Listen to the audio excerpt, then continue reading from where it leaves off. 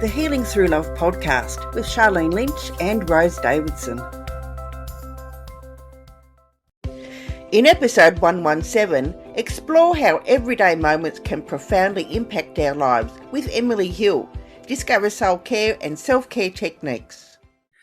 Whatever your personal experiences are, I think when you sort of do reach this point where you feel like an all-time low and there's pain and there's brokenness and there's, all sorts of other feelings can be floating around at that time too. And I think when you feel most alone, it's hard to even know where to reach out. It was so hard. I felt so angry. I felt like nothing I knew before made sense. And I think what I learned the most during that time was that the best thing you can do during that time, whether you come from a background of understanding who God is or thinking that you understand who God is, whether good, bad, or anything in between, I think the best thing to do during that time is to start asking some questions and trying to figure out who's around you, what's happening around you. Welcome to another episode of Healing Through Love. Each week, we share ideas, experiences, and resources to increase the awareness of domestic and family violence and to empower survivors to grow and thrive. We talk with experts who share their advice, or with people who have experienced abuse, no matter where they are on their journey. This is all about healing through love. And now, here are your hosts, Sharlene Lynch and Rose Davidson.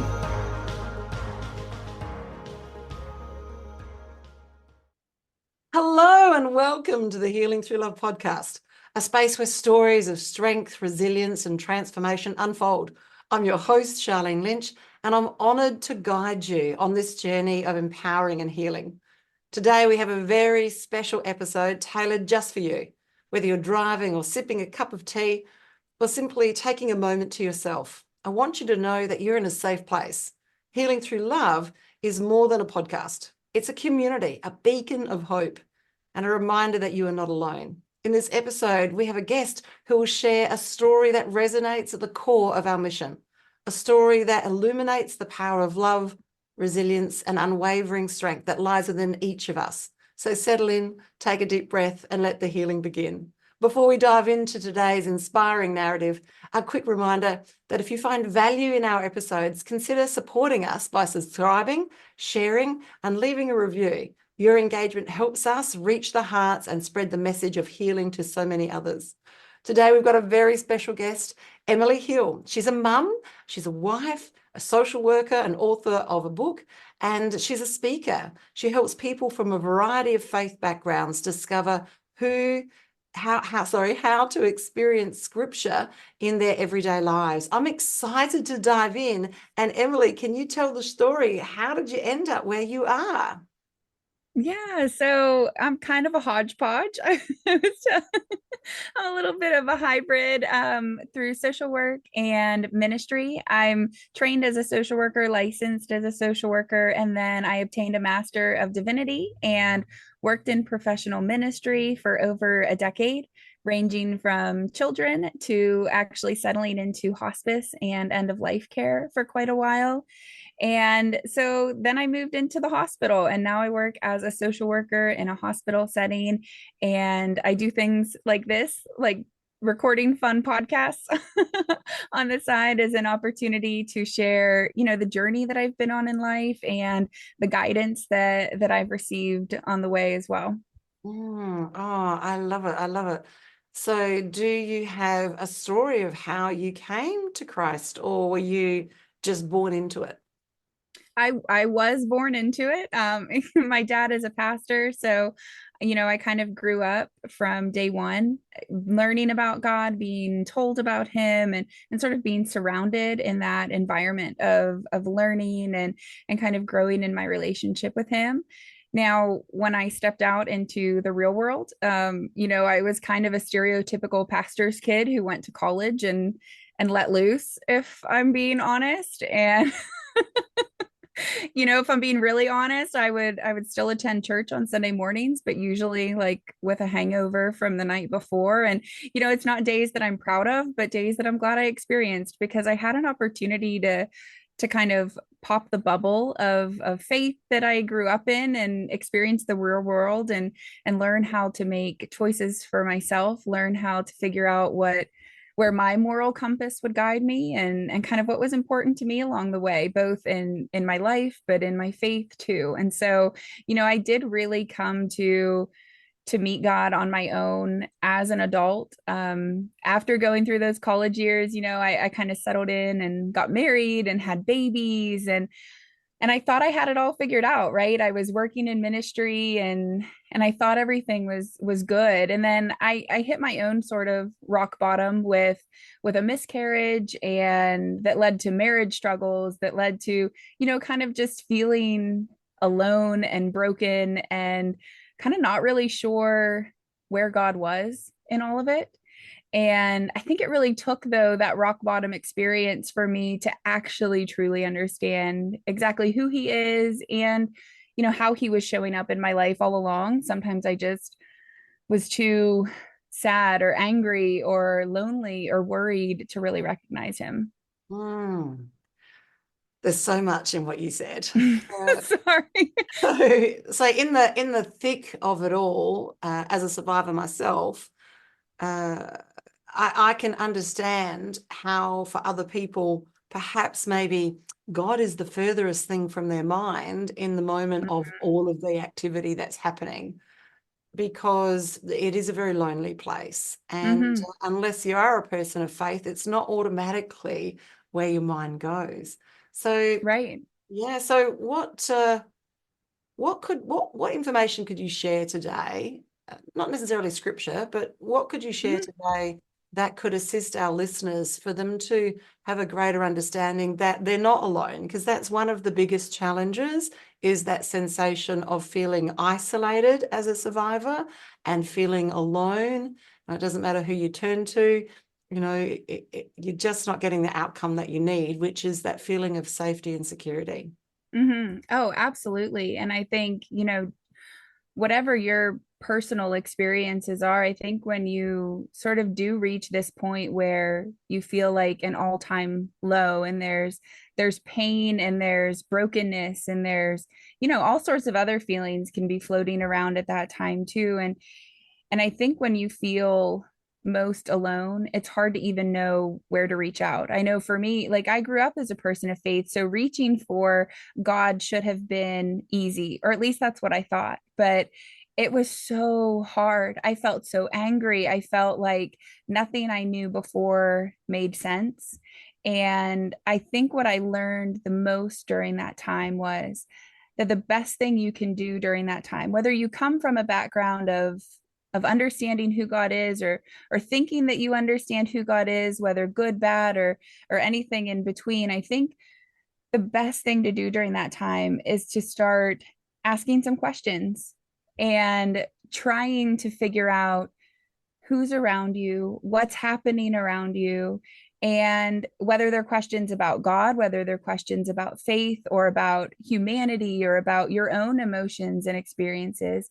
I think oftentimes, we want to come up with the solutions, but I think sometimes being willing to just start asking some questions, whether it be in your own mind, in your own heart, for me it was through prayer, or if it's finding people who are safe. I'm a big believer in Jesus and a therapist. So, finding a professional who you can feel comfortable enough to talk to, and just ask questions, and not be afraid of judgment, or fear of people wondering, like, oh my gosh, why in the world would you ask that? I think that was the most important way that I started to not feel so alone, was feeling the freedom to just kind of ask the questions of things that I was wondering about. Yeah, so Christ curious, let's call it. I love it. Okay, so there's a lot in there as well. Wow. So, where do they begin the journey? If they're in a situation that's not safe, yes, they need a therapist, and yes, they need the bigger vision of faith. But the very first thing is to have that level of safety. And Mhm.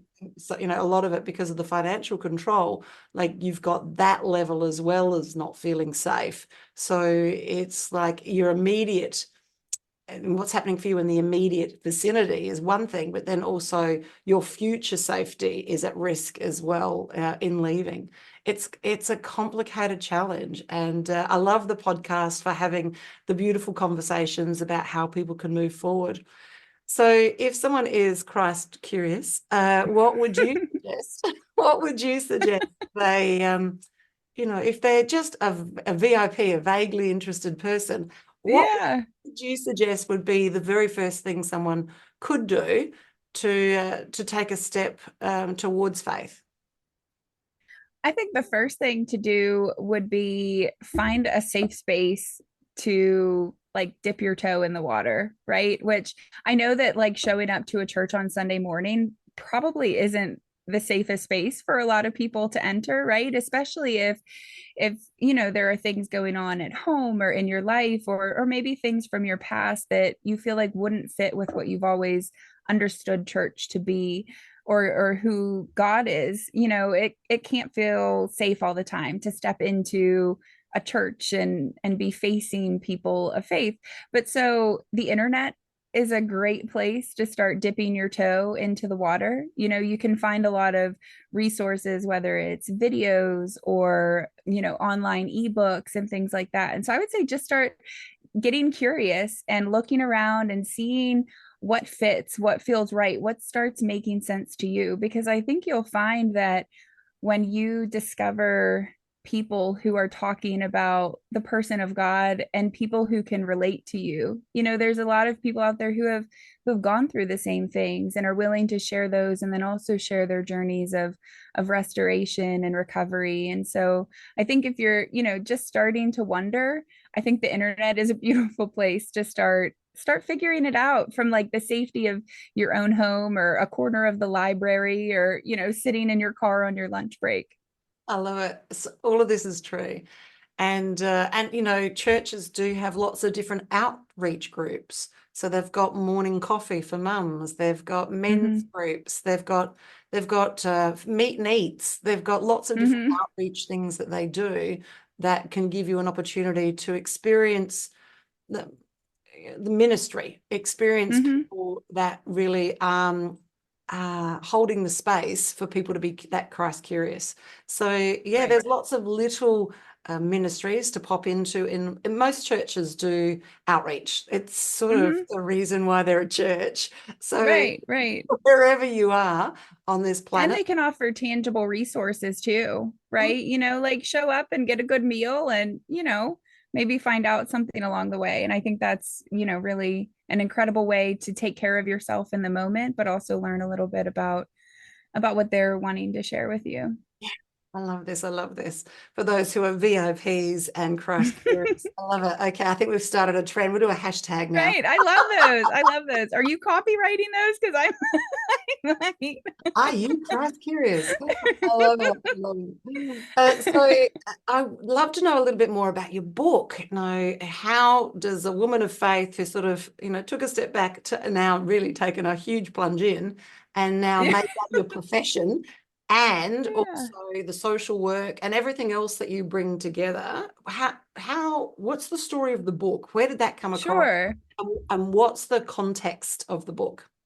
Yeah. So, you know, I spent a lot of time in hospice care. So that's really having the privilege to sit with people at the end of life, whether it be their final moments or days or months even. And during that time, I really did consider it such a blessing to be with people as they were looking back on their lives and sharing this special perspective of everything that they had experienced. And you know, people would talk about the traumas and talk about the difficult times, but they would talk about the highlighted moments of achievement, but also, you know, spending time on the beach with their kids or chasing their dogs through the park and some of these silly little moments too that I didn't realize at the end of life I would be looking back and considering as maybe some of the bigger moments. And then moving into the hospital setting that I work in now, I'm sort of surrounded by crisis more than these sweet moments of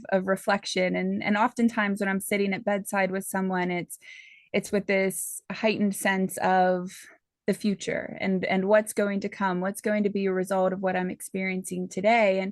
And from being in both of those spaces that are pretty different, but also have a lot of similar shared human experience, what I realized was that the everyday moments of life matter so much, right? The momentous are great. You know, those big, shiny, highlighted moments are wonderful, but often it's those everyday moments that really have, I think, the biggest long-term impacts, you know, and in good ways and in not so good ways. And so as I was sitting in those spaces with people and then going through my own period of grief and a little bit of self-destruction, honestly, as I stumbled through it, and I, you know, had this strain in my relationship at home as we battled, you know, addiction in our home and things like that. It just became so obvious that the everyday moments is what mattered, and I was missing that. And so I sort of went on this little journey, not really planned. It wasn't like I plugged it into my GPS. It was more like back in the day where you would like print out MapQuest instructions, but then as soon as you made one wrong turn, you were like off in never land. And but it was this journey of really discovering light in a dark and broken world. Because from my perspective, my faith background, you know, I believe in God who's savior of the world, but I also believe that we live in a broken world, and that there is a lot of depth to that we experience every day. But so in the journey of that, some private journal entries turned into this devotional study book where I share with you, you know, personal anecdotes. I share with you some of my deepest, darkest fears and insecurities and worries and struggles. And in the midst of that, though, I show you where I noticed God showing up for me. And so my hope is that in reading it, that while your experiences, while your perspectives, while your faith is probably different than mine, that you would be able to apply some of the same principles, or maybe even just allow it to be a space where you can be your own authentic self and be okay with facing your own insecurities and fears and worries, and encounter, you know, the higher power or the light that can help guide you through that darkness. Oh, that's so powerful. And so it's multi-denominational or all denominational. Mm-hmm. Yes. Yeah. Yep, Oh, absolutely. cool. So is it a good place to start if you're Christ curious?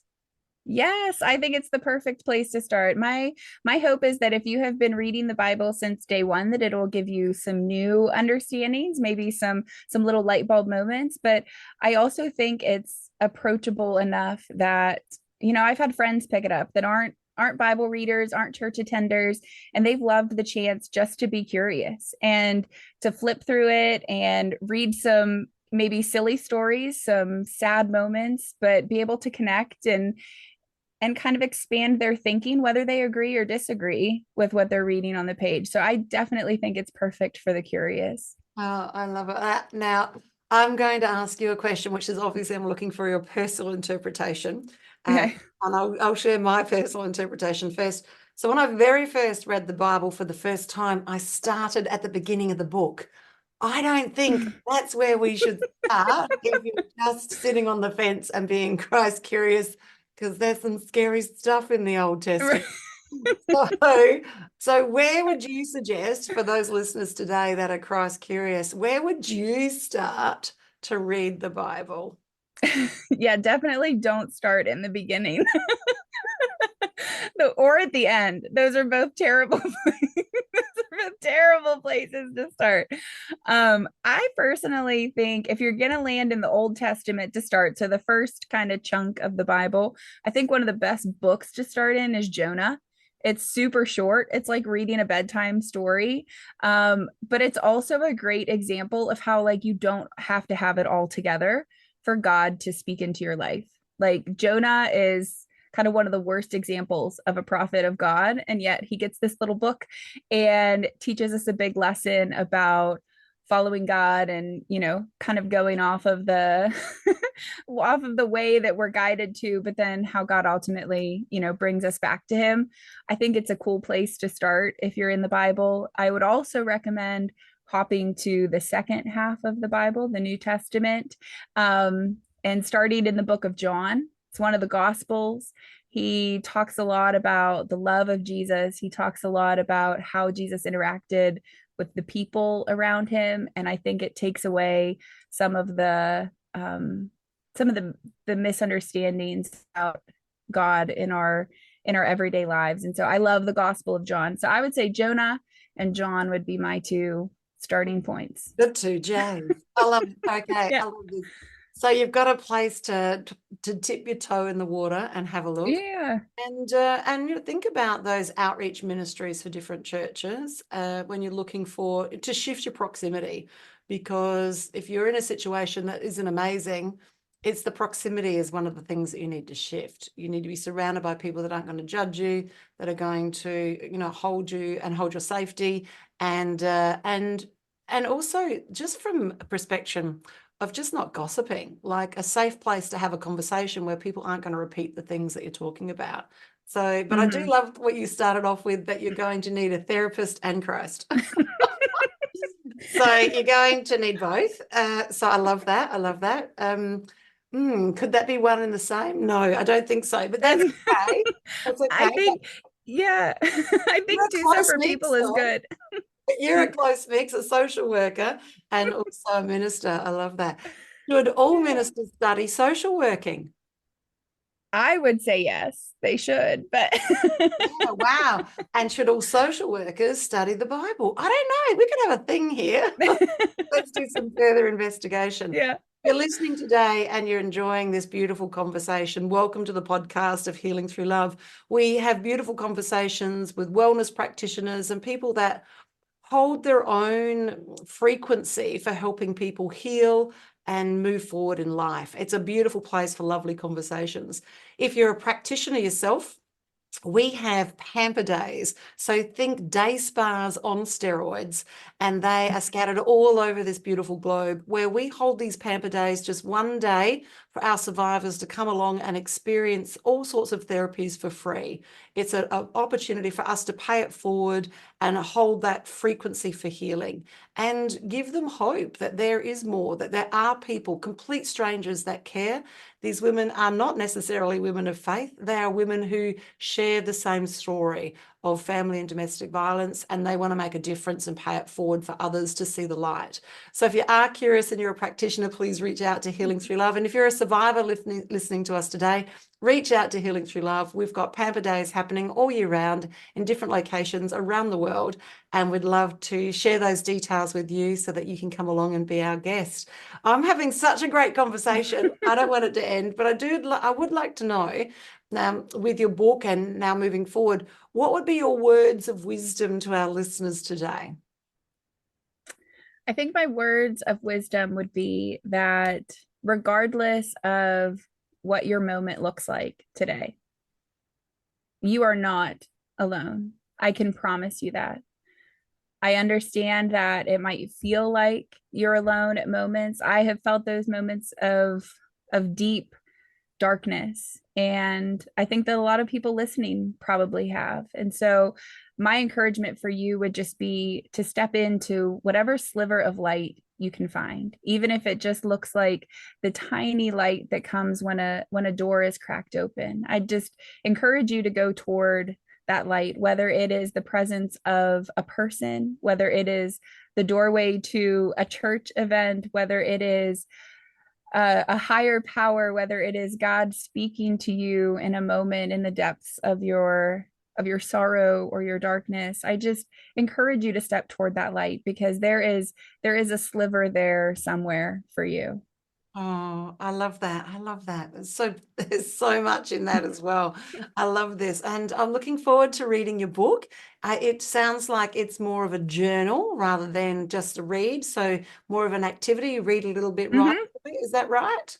Yep. Yeah. It's definitely meant to get interactive. So a lot of times, if you've spent time in the church world, we love our devotionals, right? Where they tell you to read this passage every day or every week and things like that. But I found when I dig into those devotionals, usually by day 3, I've already fallen behind. So this one is meant to be, this is meant to be something that you just pick up when you can, when you want to, whether you're like sipping a glass of wine or, snuggled up with a bowl of ice cream, or you're enjoying like your back porch and you just want to pick it up, read through a few pages, read through the whole thing. But it does give you opportunities to really pause, to dig in, to consider your own life, to consider, who might be kind of guiding you along in life as well. And open that opportunity for conversations, because it's the absolutely that really make the difference. Because we just, when we're inside our own heads with all of these challenges, we don't really have that opportunity to have to see that others have had a similar journey, and just by simply having the conversations gives us that opportunity to see that we're not alone, and gets us to explore our own thoughts and feelings as well. Right.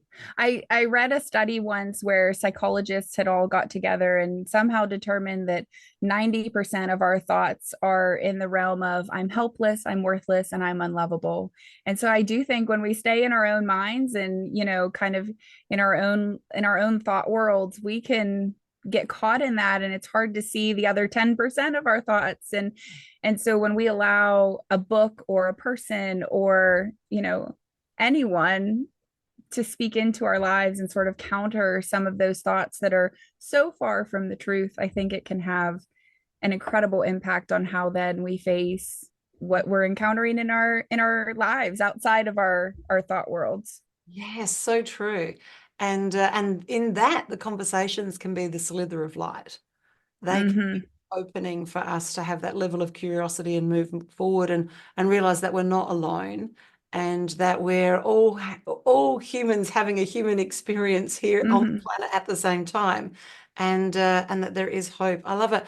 Beautiful conversation, Emily. Beautiful conversation, Emily. And I'm looking forward to more. We'd love to have you come back later on in the year and have a conversation close to Christmas. That would be amazing. Yeah.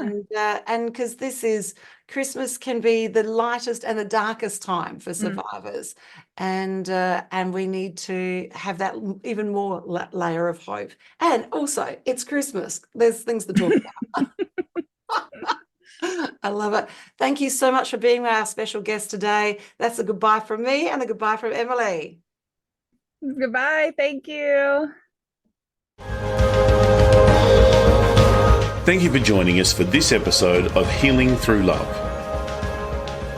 You can get further resources, see the show notes, or simply reach out to us via our website at htlaustralia.org. Thanks so much for joining us, and we look forward to your company next time on the Healing Through Love podcast.